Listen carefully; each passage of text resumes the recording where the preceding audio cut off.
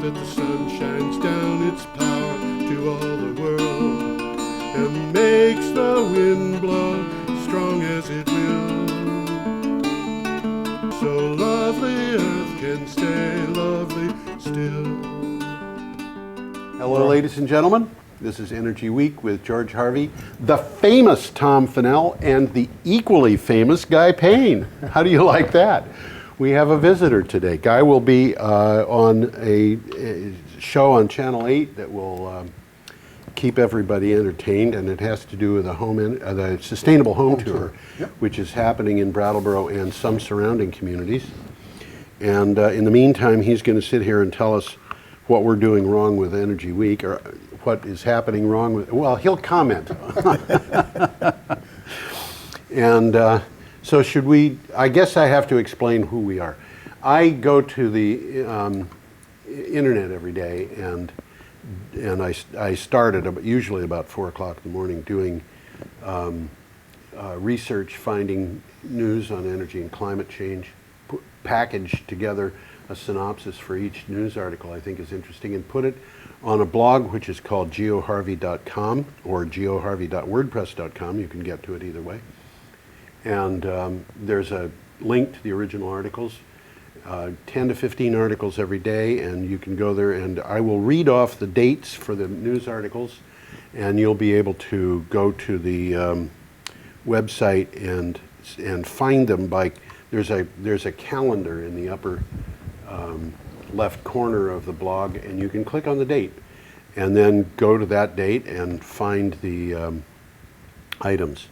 Due to the nature of the show, we really don't have time to go into depth on some of these Some of these things we could spend an entire show on. Some of them are very good, so if you're interested in something we're talking about, go to George's website, click on the link, and the article will come up. Yes. And some of them are in depth. They're well worth checking out. Some of them are very short too. Yeah. You know, that's just the nature of what goes by. It pays your money and it takes your church. That's right.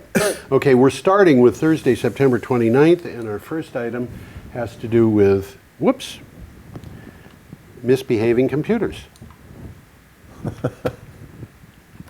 Oh, come on. There we go. I got it at last. And it's up. Has to do with eagles. This came from Clean Technica. And what it says here is decades-long research project shows golden eagles thriving at Scottish wind farms. How about that? The findings of a 20-year-old research project show that golden eagles in the proximity of the I'm sorry, I don't pronounce Scottish. If this were Welsh, I'd have no trouble with it. Gaelic is a problem. Gaelic is a problem. I would try bin on pork. Okay, I will go with your pronunciation since you're fluent in Irish. Not fluent, but at least I've studied it. In Scotland, the golden eagles in the wind farm are thriving. The wind farm has long-term resident birds successfully raising chicks, throwing a spanner into the works of anyone who claims wind farms and wind turbines are inherently dangerous to birds. There was one female at this place. Whoa, what was that?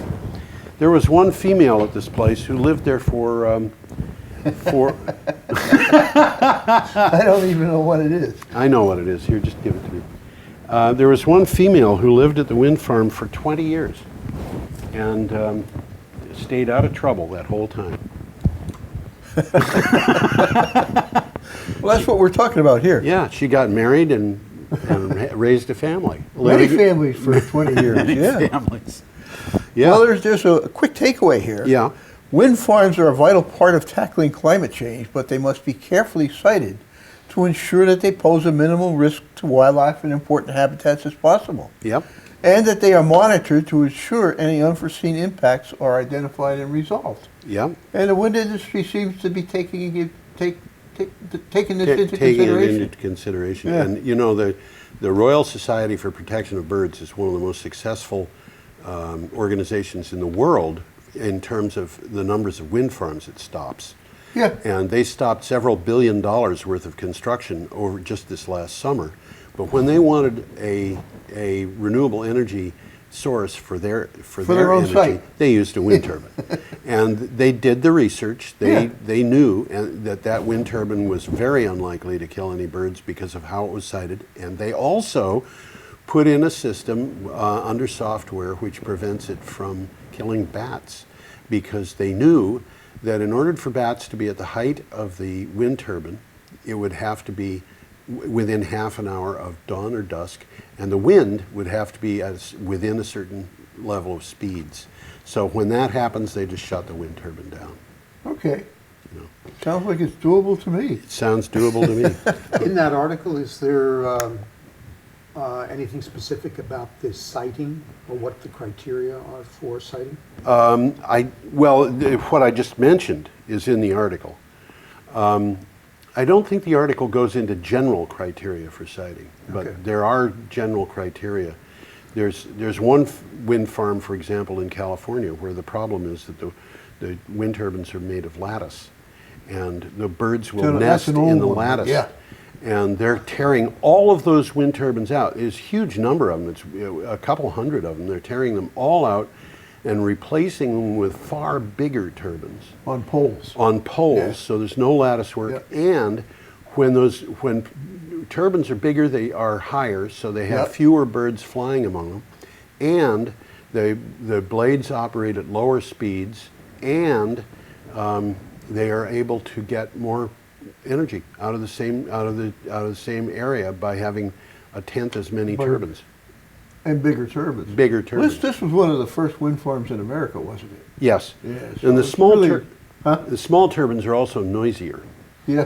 I remember being in a restaurant in Salem, Massachusetts, and there was a wind turbine on a boat that was tied up. The restaurant was right at the water edge, and there was a wind turbine on a boat at the restaurant, and this thing was about, that big, and it made quite a lot of noise. It was very funny. Okay, and whoever was on that boat when the wind was blowing, if they were trying to sleep, was going to have to sleep through the wind turbine. So the turbine was powering the electricity on For the the boat? boat, yeah. And of course, as a student at Pratt Institute, I learned how to sleep through the Myrtle Avenue L going by every half hour all night. So if the lights were were the getting good old dim days. on the boat, they just took it out and spun around the harbor. a couple Right, times. yeah, at a high speed to drive the turbines. Okay, we are up to a piece that came from the North Queensland Register, and we have that picture. All What is right. that a picture of, Tom? It's a picture of a latticework transmission tower, and you can see one in the background. There's too. another one in there. It looks Yeah. like several of them got knocked down by the wind. Yeah, they did indeed. What's the title of this article? South Australia blackout had nothing to do with renewable energy, according to experts. Well, The anti-renewables blamed all of this on renewables. This is and crazy. The article says, that they were just full of it. and they're still arguing about this. They've been arguing about this for well over a week. Australian Prime Minister Malcolm Turnbull has put the country's renewable energy mix up for discussion, unleashing a political storm over the blackout in South Australia.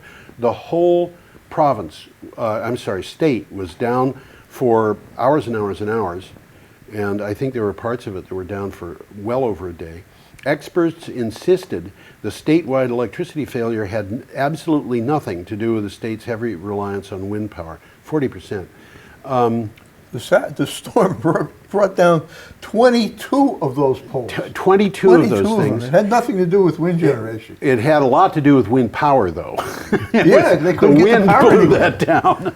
Oh, that kind of wind power, yeah. Yeah, that kind right. of wind power. That's what happened to that thing. And of course, the federal government, which hates wind power, is saying it's all the fault of the wind turbines. I'm not sure how that works, but Well, they just use it to, It's how an would you say excuse.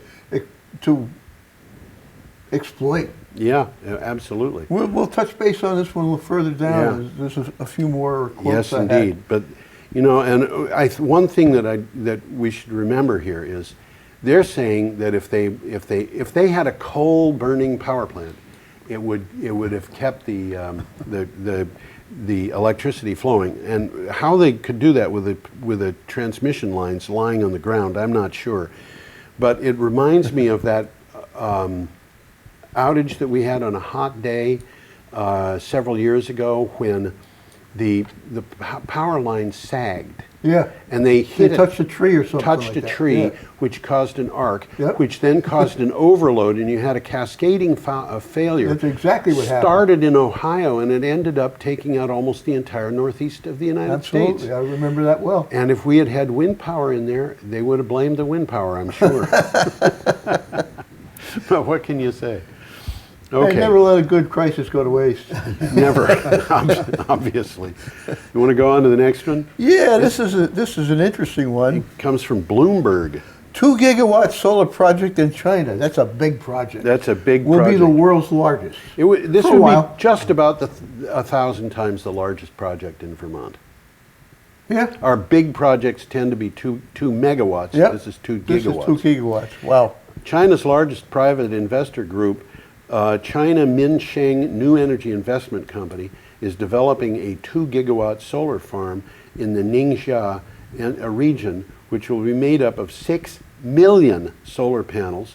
According to Bloomberg, it will be the largest solar farm the world has ever seen, requiring an investment of up to $2.34 billion. Now this project is going to be larger or comparable to some countries' total installed solar. I got news for you. It's going to be comparable to some countries' total installed energy. Yeah. You know. And there's a little aside there. China installed 22 gigawatts of grid-connected solar in the first 6 months of 2016. 22 gigawatts. So they're on the ball. This is like 5 nuclear reactors going in. They're moving fast. They're moving, A yeah. lot of what they're doing is bringing electricity to the countryside. Right. A And lot of China did not have electricity. Yeah, and they have electrified. It's almost a year since they electrified their last village. And India's on the same. India's path. on the same path. That's right. And there are other countries that are doing the same thing. It's slower in Africa, but you know, they have less industry in Africa than India or China. Anyway, should we continue? Yeah, if I We're get moving this thing- back to home here. Yeah, this is a good one. This is a real good one. Burlington to create a downtown energy district to capture wasted heat. Yes, Vermont Biz carried this article. The city of Burlington, Vermont wants to use waste heat from several major sources around town, which otherwise would be vented into the atmosphere, and use it to heat buildings and create hot water. A partnership of the city, businesses, advocates, and organizations will explore the potential of creating a district energy system. There you go. It makes sense. I could list them, but it really doesn't matter. It's all the big guys that are using This is electricity in downtown Burlington. There's There's a biomass plant in Burlington, Yes. too. Yep. And any plant that burns something to make electricity. Well, is that gonna was have key, waste. is the biomass plants, wood plant. Yeah. And they've been trying to capture that heat 20 years. The big deal with capturing heat is you've got to have a way of moving it. Yeah, So that's what this is all about. basically. this is all about. So is this, do they have funding for this, or is this I- sort of at a discussion? That's part of what they're trying at to do. the discussion. They're it's trying at to the put the deal discussion level. together. But at you know, least they I'm- got these guys all talking. I'm thinking maybe Sion could do something with this. Have a southeastern Vermont municipal sustainability tour where you can go from one town to the next, see what's going on. No? Yeah, this is in case anybody is unaware of the little private joke we're having here. The reason Guy is here is to talk about Sion, which is the Southeast Actually, sustainable energy. Sustainable Energy. Every time I see Yeah, it looks SE, I like think it's SE. Southeast. You're not the only I one. know. It's been 4 years and we're still Sustainable trying to energy, get yes. it right. The Sustainable Energy Outreach Network. Gotcha. And what they're doing is in Brattleboro, they're doing a sustainable home tour starting on the 5th, or it's happening on Happening the on- 15th of October. So you can go around, see what sustainable is all about, and there's a lot to learn there for everybody, I'm sure. So after we start blabbing, you're going to have a chance to tell the people about it. Yeah, absolutely. Looking forward to it. Not that I'm not enjoying this. Well, okay, we're up to Friday, September 30th. Yeah, we got a picture coming We have a up. picture coming up, and this is the Longannet Power Station in Scotland. seen through a, yeah, that's a, I was just in Scotland. That's were you? why, yeah. Where in Scotland? Most of the mainland, from Edinburgh up to Inverness, down the Skye, Oh, really? and then Ancestral Village. My down in the- daughter in the is southwest. studying for a PhD at the University of Glasgow, and she got married, and now they live in an 18th century cottage with a secret garden, Sounds like Scotland to me. which is 3 miles from Stirling Castle. Okay, Beautiful. so area. yeah, it is. This is from The Guardian. What's the title? Coal electricity generation falls to record UK low. This is really amazing, and there was another story about this that appeared today, so it's not in this week's show, but it will be in next week's show. Coal generated a record low 6% of the UK's electricity this spring, official figures show. The share of coal in the power mix fell from 20% for the same period last year. That's a 70% drop. Wow. This is like, just think about, you know, what a depression is. It's like a 5% drop. This is a 70% drop. Ferrybridge C in West Yorkshire and Longannon in Scotland, which was what that picture is in the background there, have both closed, and Drax in North Yorkshire has switched from fossil fuel to burning biomass. And the thing that was in the news today, in the last 6 months, coal has continued to decline. It has gone below 5%, and in the meantime, over the summer, photovoltaics provided upwards of 5% of the country's electricity. Now, is this in the UK or? This is the whole UK. Okay.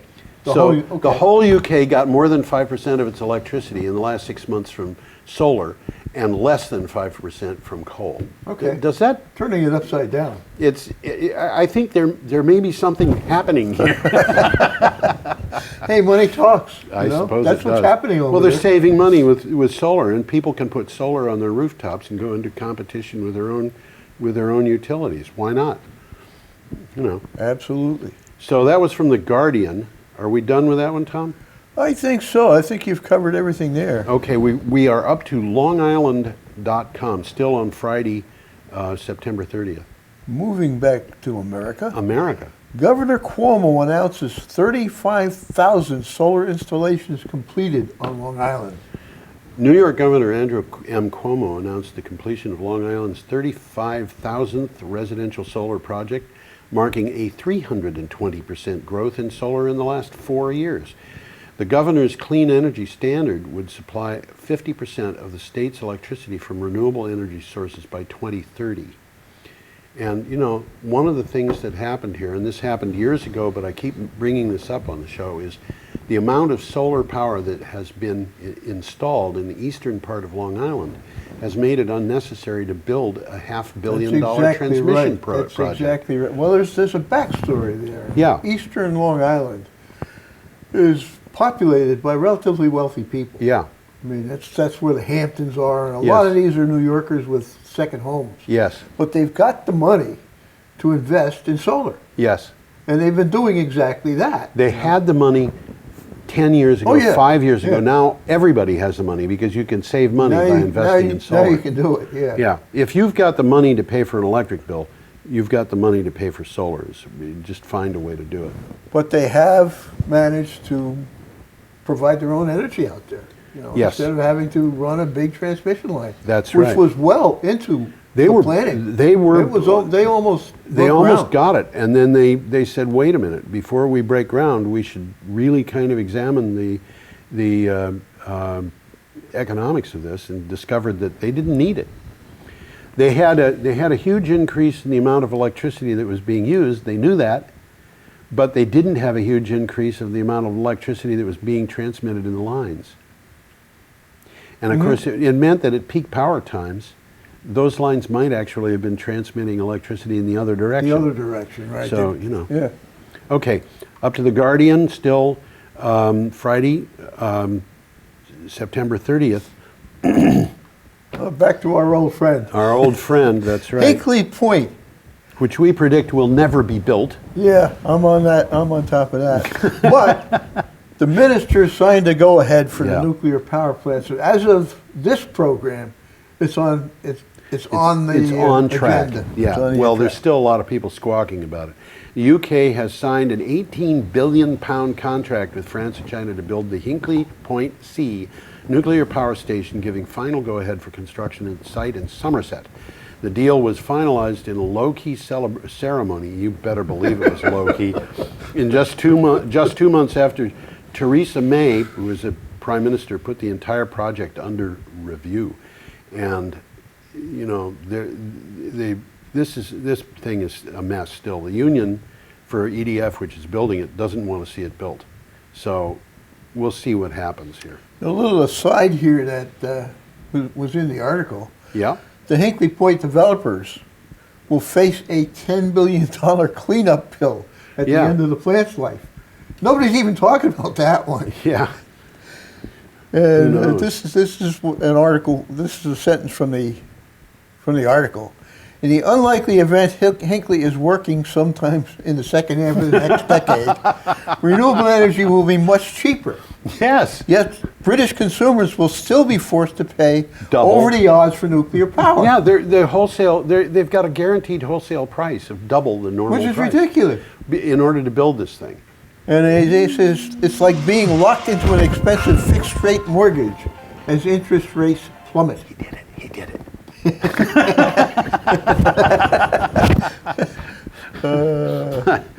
I was on TV, not you, Tom. So Yeah. the face you made.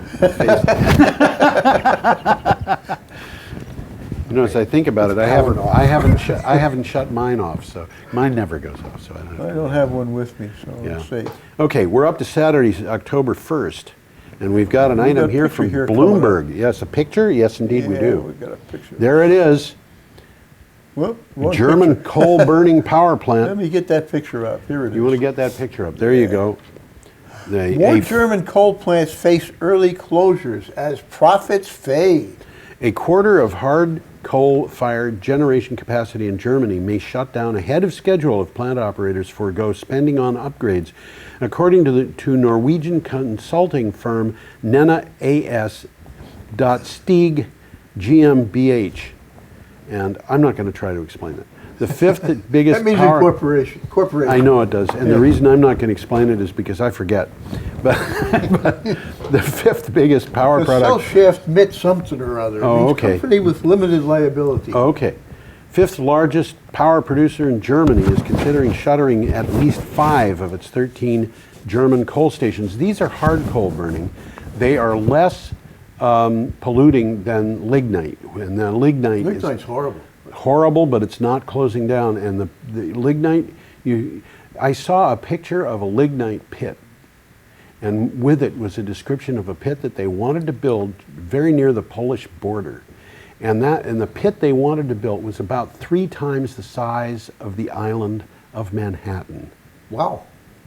That's a big pit. It's not just the mess that it makes. Well, they don't care about that. That's going to Poland and Russia. Yeah. But, you know, actually they do care. The Poles... Well, most of the electricity that's being generated by coal in Germany is being exported. Yes. The Germans themselves are using a lot of renewables.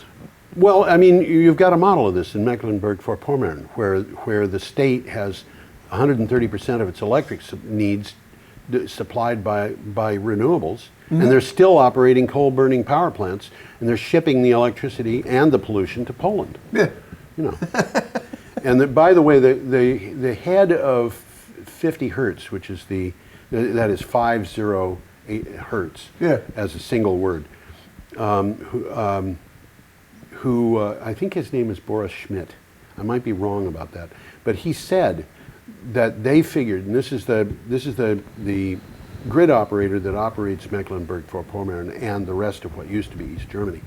He said they had figured out that they could integrate 70% of their power from wind and solar without having to put in any batteries. I think we talked about that. We did, yeah. I'm just bringing that up. Should we continue? Might as well. I love this picture. This is a nice one. That's a nice picture. This is a good picture. Wow. Isn't that a beautiful picture? And the picture has to do with energy. What can I say? This is from Clean Technica, Look at that bird. Isn't it magnificent? a magnificent Wow. bird. And they are so quiet. Well, that's what this is all about. It sure is. What's the title, Tom? The title is New Siemens Low Noise Wind Turbine Inspired by Flight of the Owls. Yeah, you know, they stole the owl's technology and they're not paying the owls for it. Siemens unveiled a new raft of wind turbine designs this week at the Wind Energy Hamburg trade show, including a low-noise wind turbine, which the company explains was inspired by the silent flight of the owl. The new SWT 3.3130LN, remember that, folks, wind turbine operates at a reduced rotor speed and has add-ons for reduced noise. And what they're doing is you see, if you look at that picture, could Get we the have picture it back up, If yep. you look at where the owl's shoulder is, you'll see little bitty feathers sticking out in front of and of course, there's practically nothing on that bird, including its toes, that isn't covered by soft feathers. And they have other feathers kind of sticking out at the trail ends of things, and all of that muffles the sound. And there is precious little in this world that's as quiet as an owl. I saw an owl look very much like this, actually. It wasn't the same species, I'm sure, but it was flying in Winchester, New Hampshire, where I used to live, and it was like that owl was sucking up all the noise from the neighborhood. They're really quiet, and So they're duplicating those little fringes you see on the owl's they're shoulders. duplicating the Yeah. fringes in order to And make it's working. And it's working. Yeah. That's right. It's interesting. There's a side story, not to that article, but Yeah. a couple of years ago at Strolling of the Heifers, Yes. there was competitions with elementary schools, middle schools, as well as high school kids Yeah. in terms of projects. And one of the kids had a whole project on feathers, using feathers as a replacement for the rotor blades and the wind turbines. So this was a kid 2 years ago. He's Looking editing at, it. wait a minute, there's something here that I wanted to do an experiment. I can't remember whether she was from Putney or Marlboro. She was from southeast Vermont. It doesn't really Doesn't matter all matter. that much. You got it. So, you know, having these kinds of energy competitions with young kids generates incredible amount of innovation Yeah. and creativity. We had an absolutely wonderful item on the show several weeks ago. Tom, I'm sure you remember it, with a young girl, she was about 16 years old, from South Africa. And she had heard all this stuff about how they were having a terrible drought. And she looked into how could you capture rainwater and hold it. And she looked at various things and put them all together and figured out that if you mixed orange peels and avocado skins Yeah, and that's you what know it was, ground yeah. together and put them out in like in the sun or something like that and let them dry out and then press them together, you could wind up actually having a polymer that was Yep. super absorbent. And so really, I'm serious. This is a 16-year-old. 16-year-old her girl. research. Yeah, she did her own research, Yeah. and she won an award. I think it was from She did? Google. Yeah. From Google, who for this thing, because you could spread this stuff in farm fields, and of course it was Absorb moisture completely and natural, keep it completely there. Yeah. biodegradable. It was just perfect. Amazing. Wow. Isn't that amazing? And organic. And organic. And organic. Yep. Okay, we are back to California, unfortunately, the other end of the country, but this is the Almanac Online. Local towns sign up for 100% renewable energy. Yep. Menlo Park, Atherton, Woodside, Portola Valley, and several other municipalities in California's San Mateo County have signed up as customers of the new Peninsula Clean Energy Program to buy municipal electricity that is 100% sourced from renewable suppliers. The Peninsula Clean Energy Program starts on October 1st, and they will save money. Yep, Don't you love this? it's something like what we're doing here in Vermont with Cal Power. Yeah. Because it's the PG&E, the local utility, is Yeah. still delivering the electricity. Yes. what these people are specifying, they have two choices.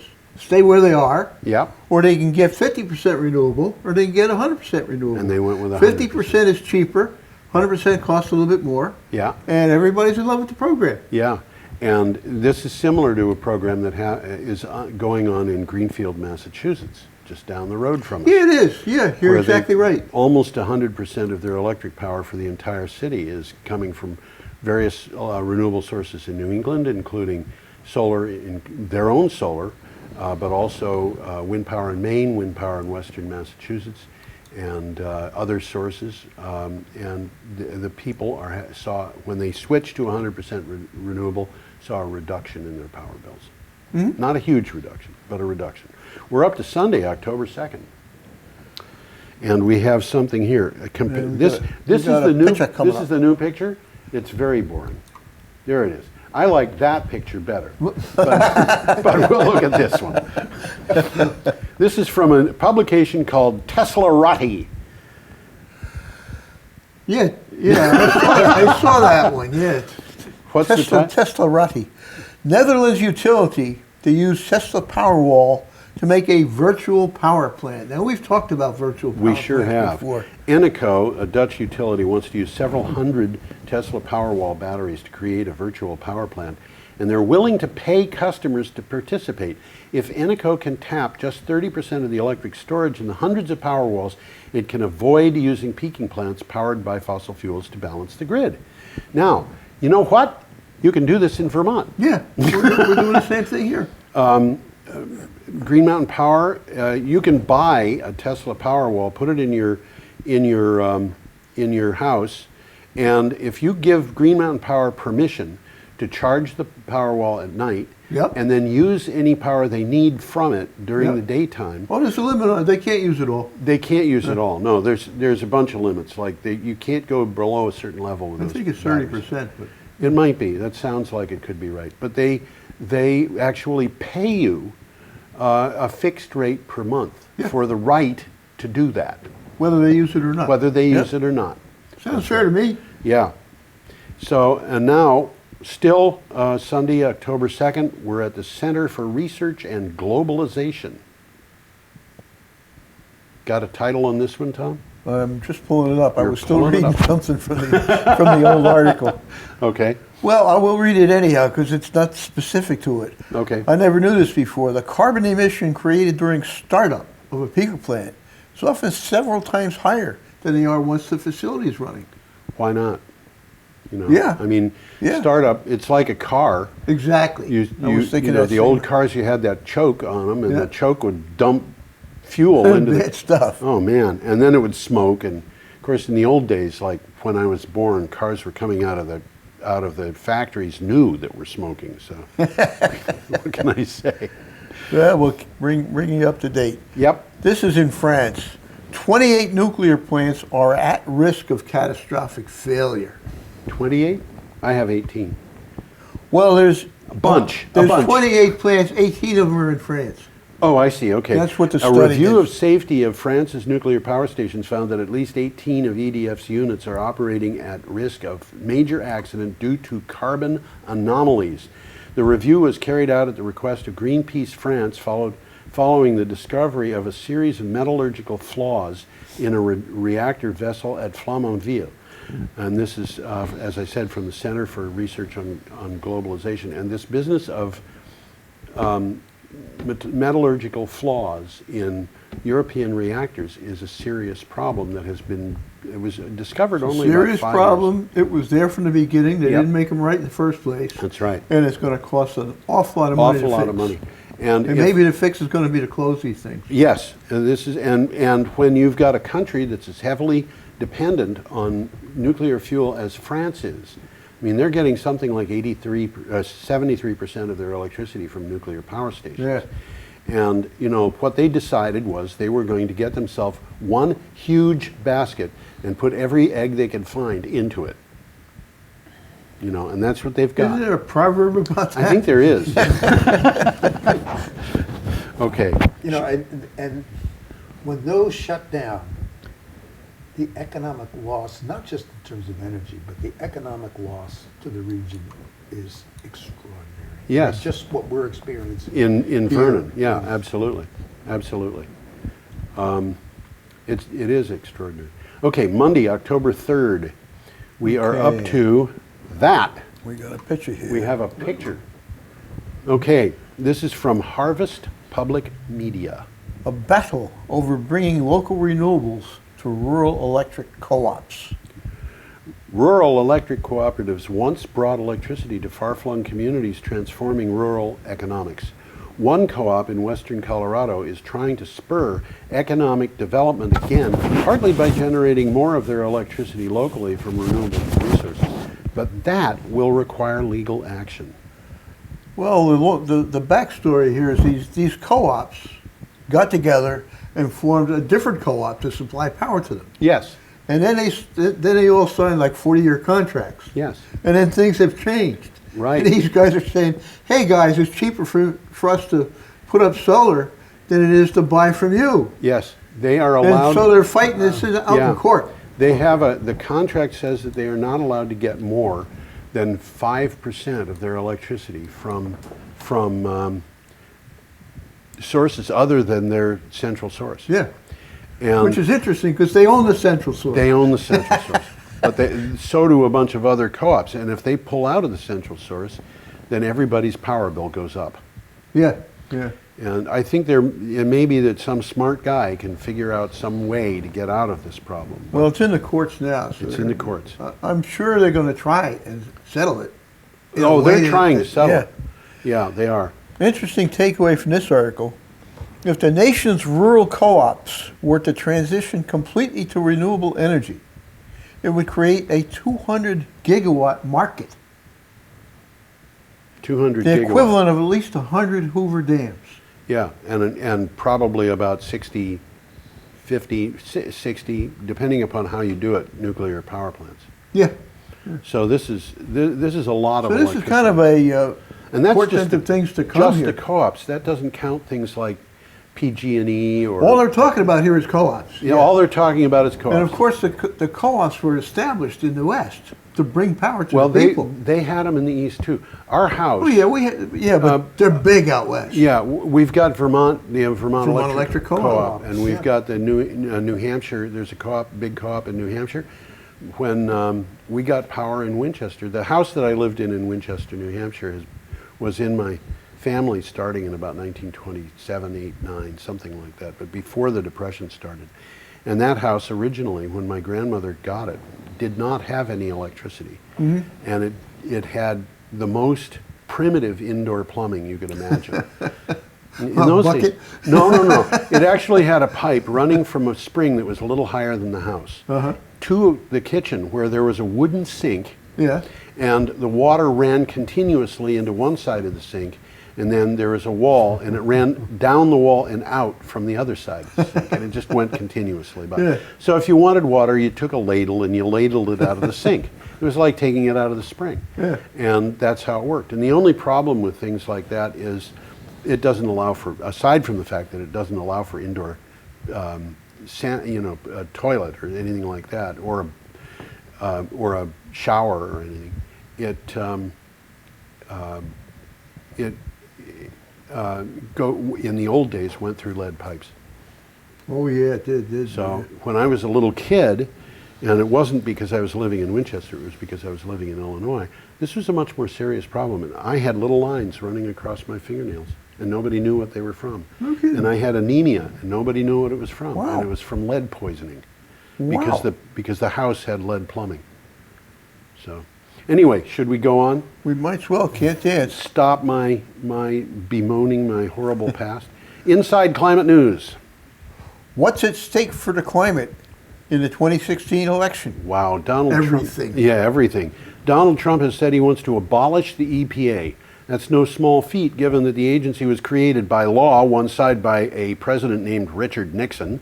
Now he has named a prominent climate science denier and longtime foe of regulation, Miriam Ebell, to, I don't know how to pronounce it, Ebell, E-B-E-L-L, of Competitive Enterprise Institute to lead his EPA transition team, transitioning, I presume, to nothing. But, you know. And what would happen if the EPA dissolved. It would mean that the federal government would not lose its obligations to stop carbon pollution that were put on it by the federal court system. So they would still have to do something about the clean energy plan. But the mechanism isn't going to. But the mechanism would disappear. However, Donald Trump might try to do what another president did in the first half of the 19th century, which was to say, I want to, my good buddies want all this gold that's been found in Georgia, and there's people living on the land that it's on. So we'll just take those people and say, they're foreigners, they're Indians. We don't want them in Georgia. Send them to Oklahoma. And the Trail of Tears. Yeah, the Trail of Tears. And the Indians, who were literate, educated people, who owned businesses and so forth, said, no, I'm sorry, you're not going to be allowed to do that. That violates our constitutional rights. So they took the action to the federal court, and the Supreme Court found in their favor that the federal government could not do this. And but they did it anyhow. My recollection was that Andrew Jackson said, the Supreme Court doesn't have an army. Wow. Now, you never can tell. Donald Trump might do the same thing. But yeah, the Trail of Tears, the Cherokee were starved to death and driven on foot to Oklahoma, where many thousands of them died in a complete travesty. And so the way we reward Andrew Jackson is by putting him on a $20 bill. If you He's have, coming off now, isn't he? I hope so. A little takeaway from this article. More fundamentally, the election is a choice between one candidate who accepts the global scientific and political consensus on the causes and cures for climate change and one who rejects both. Well, I don't think Donald Trump is a presidential candidate, really. I think he's a con artist. Well, he's both, really. Oh, maybe he is. He sure conned the Republican Party. So we've got a party of a con artist and a bunch of victims. And he's been given a free pass. Oh boy, by has the he ever. press. He has, hasn't he? Amazing. Oh, yeah. It's absolutely amazing. yeah. It's like we want to be able to report both sides equally. This side says 1 + 1 is 2. That side says 1 + 1 is not 2. We'll report on both the same. Okay, we are up to Tuesday, October 4th. Damned if you don't, and damned is spelled D-A-M-M-E-D. Yeah, right. Why the U.S. will lose big without investing in hydropower. Look at that picture. Diablo Dam. Wait a second, I got to get it up. You got to get it up. Yeah. Much more interesting than I am. There are 80,000 dams in the United States, and 97% of them produce no electricity. There are only 2,500 dams that are actually retrofitted to produce hydropower, and of those 80,000, 54,000 more could be retrofitted to produce 1 megawatt or more capacity, according to Oak Ridge National Laboratory. And I'm sorry that I'm stumbling across these words. Upgrading modernization is a blah, blah, blah, blah, low-hanging fruit. Well, this is an opportunity. It really is. Manufacturing.net. Look at that picture. Isn't that amazing? That's beautiful. That is the Diablo Dam, and it is just pretty. It's generating, well, as the picture says, generating power for Seattle. Yeah, of course, if you were a rich person... That is pretty, isn't it? If you were a rich person in a rich person's house that they have for summer vacations, you might not want to see that horrible looking thing. As you look out the window, you might want to just see the trees and the mountains. Have you ever seen what a ghost forest looks like? Yes. You have. Yes.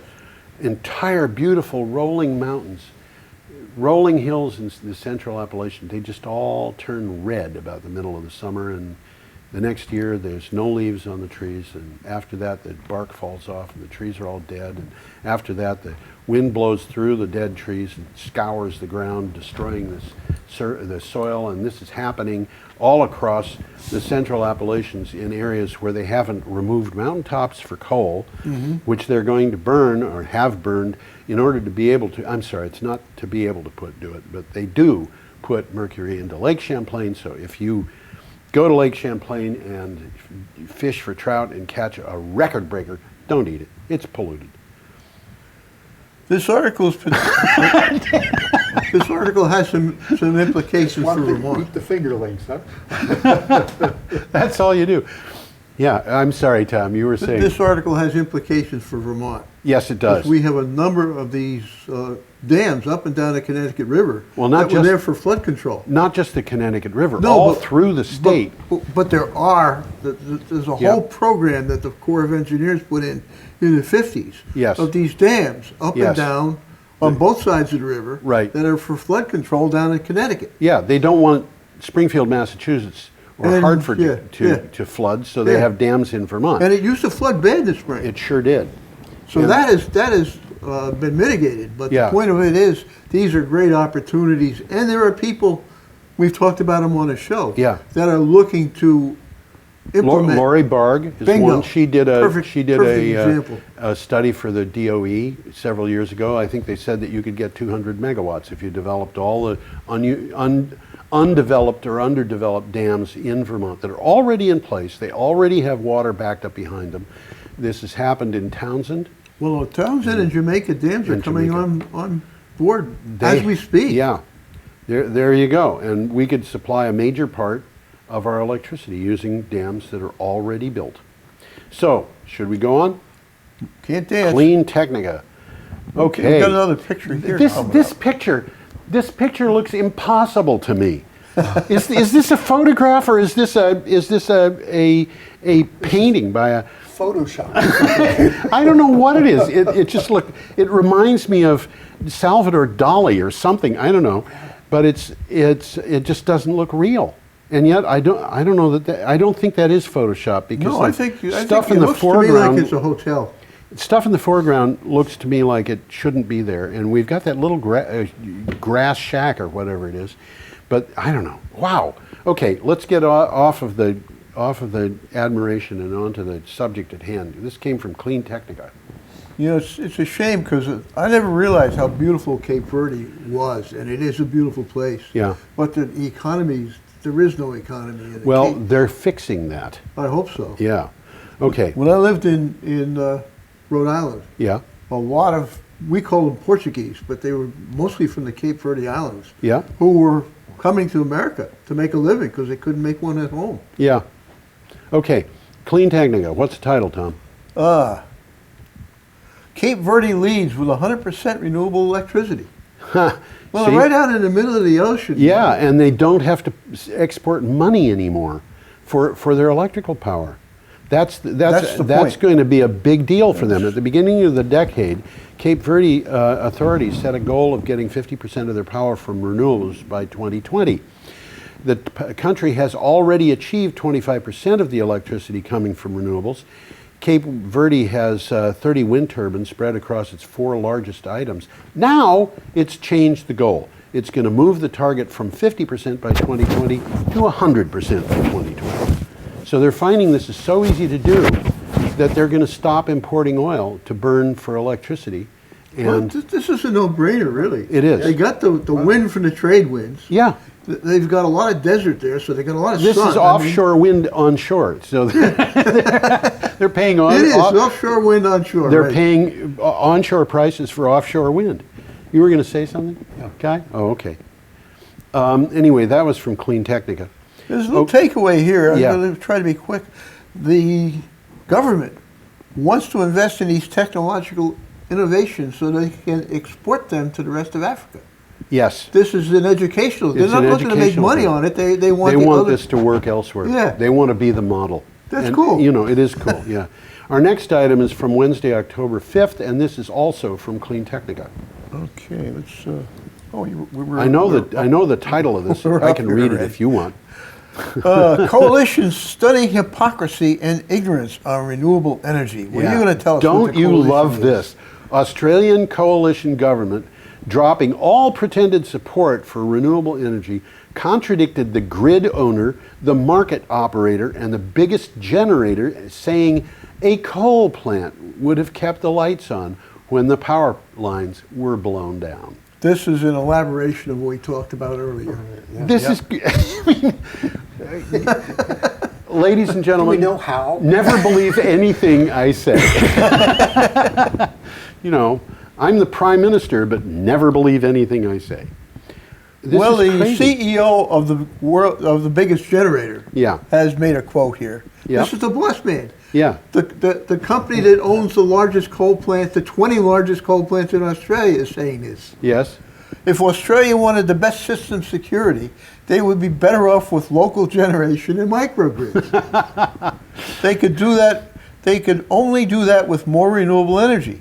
No form of electricity generation can provide power to consumers when the electricity grid is lying on the ground. That's right.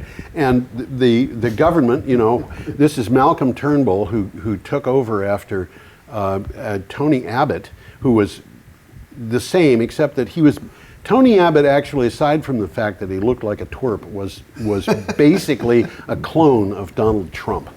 And, you know, I mean, he was just, he was a guy who, I don't know, I shouldn't go into it. My understanding was that he was the kind of guy who was the prime minister, but he liked to go into bars and get into fights. That's what cool. I've read. Yeah. Well, the coalition appears to be taking the line successfully adopted by Donald Trump, where if you simply repeat a whole bunch of mistruths, something will stick. Yes. I hope we don't have that kind of government for God, I very hope long we because, don't. you know, not in the United States, please.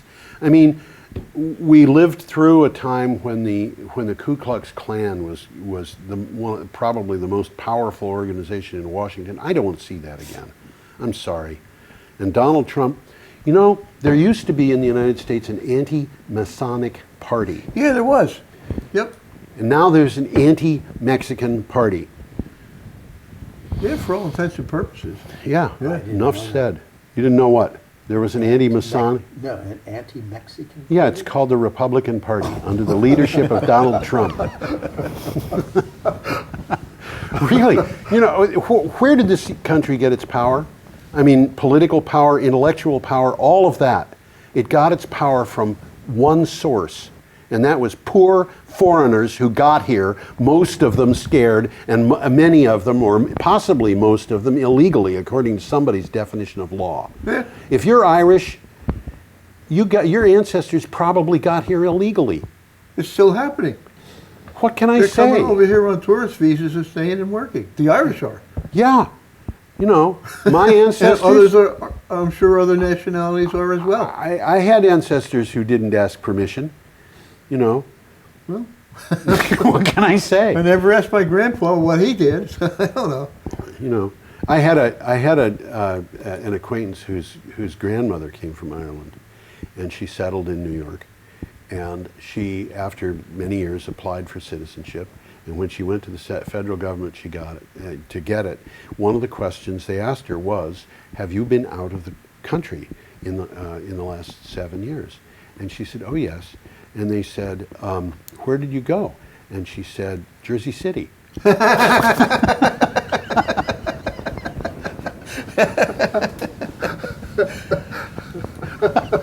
Okay. Alrighty. And you know what they did was they grabbed this big rubber stamp and they said, "Accepted." Bam! Anybody in New York who says Jersey City is in a foreign country has got it right. You ever been to Jersey City? Oh, It is of a course. foreign country.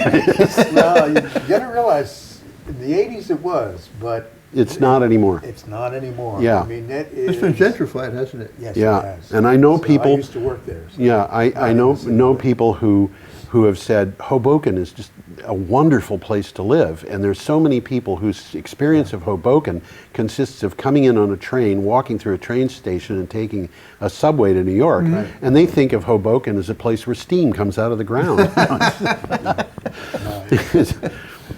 Yeah, but you could get good hot dogs there, at least when I was a teenager. Okay.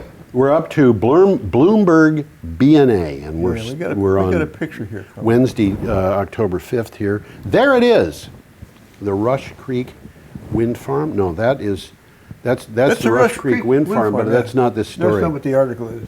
The article says that a new 600 megawatt Colorado wind farm blows past Alec roadblock. Did we skip the thing from Bloomberg, PA, NBA? Canada will impose a federal price on Yes, emissions? we did. Let's go back to that. Go if you back don't to mind. that one, huh? Okay, and I'll go back to the Cape Verde Islands. Yeah, we skipped right over this one. Okay. Canada to require nationwide carbon pricing. Yes, in this is 2018. important. Canada will impose a federal price on emissions of carbon dioxide nationwide in 2018, according to Prime Minister Justin Trudeau. The policy approach will push together limits on provinces that already use a carbon tax or a program for tax and trade, and could require major new programs for other parts of the country. This was confusing. I'm trying to figure out what they meant by a carbon price. And I looked it up. Yeah. It's the amount that must be paid for the right to emit 1 metric ton of CO2 into the atmosphere. And the reason it's called a carbon price instead of a carbon tax is because you could do a carbon tax, you could do a tax, cap or and you can trade, do cap and trade. or you could come up with some other solution, as long as that money is being paid. Yep, exactly. So- it's in effect a permit. There's a whole lot of backlash against this from the provinces. A lot, as you could imagine. Yeah? So now we're up to the Rush Creek Wind Farm. Okay? We Unless are. you've got more. And this is from Clean Technica. Well, I'll read it again. New 600 megawatt Colorado wind farm blows past the ALEC roadblock. The powerful lobbying organization ALEC, which is the American Legislative Exchange Council, has been trying to trip the United States wind industry for years. Even so, despite objections from at least one organization linked to ALEC, Colorado officials have just approved a massive 600 megawatt wind farm. And that picture, which was on the screen, is a screen I'll put it back of the Rush Creek wind farm, which is not the one that was just approved, but one that has already been finished. Well, you mentioned an ALEC-linked organization. Yeah. It's a nonprofit called the Independence Institute. Yes. And they're presenting their report as an environmental document. But most of it is actually an economic screed against the wind industry in general, and the Colorado wind industry in particular. Yeah. So it's really kind of dishonest. These ALEC committees and the Heritage Foundation committees and the Yeah. various cells that they Yeah. have in various places, the State Policy Network with all of its committees and cells all over the United States, and they have names like, what was the one you just said? Independence Institute. Independence Sounds great, Institute. doesn't it? Sounds great. It reminds me of these things that they used to have. Foundation. Heritage Sounds great. Foundation sounds wonderful. It reminds me of people who would go around and have cells and committees and say, everything here belongs to the people. Why would you complain? It's all belongs to the people. And if you don't like it, we'll ship you to Siberia. And so the funding for these wonderful associations. Comes from people who got their money in Russia. What are we doing here? So of course they've got a system which looks like it was developed in the Soviet Union in 1924. And it reminds me of a friend of mine his wife was born in Leningrad right after the Second World War. Her mother had lived in Leningrad through the entire Second World War. And she told me that she when she was a teenager, she went on a class tour to Moscow, and in Moscow, she visited the quarters that Lenin had lived in, and he had a very Spartan little room with a very Spartan-looking bed and almost no decorations on the wall aside from a calendar or something. And he had a little desk, and that's all it was. Was that for real or is that for show? Well, she said she didn't know. Yeah. But when she told her uncle about it, her uncle had known Lenin because he was a worker in the Kremlin motor pool, and he said he may have had a Spartan bedroom, I don't know, but he did have 5 Rolls Royces. So we should say goodnight, good morning, whatever it is for where you are, when you are. And remember to take a look at Sion's program on Channel 8 dealing with the Sustainable Home Tour. This will be called an Energy Week Extra. Extra, yes. That's right. See you later. Don't get lost. Keep the Alligator. faith. Don't take any Wave wooden... to the people. Don't take any wooden nickels. Bye-bye. gentle rains can fall upon the land, so lovely earth can stay lovely still.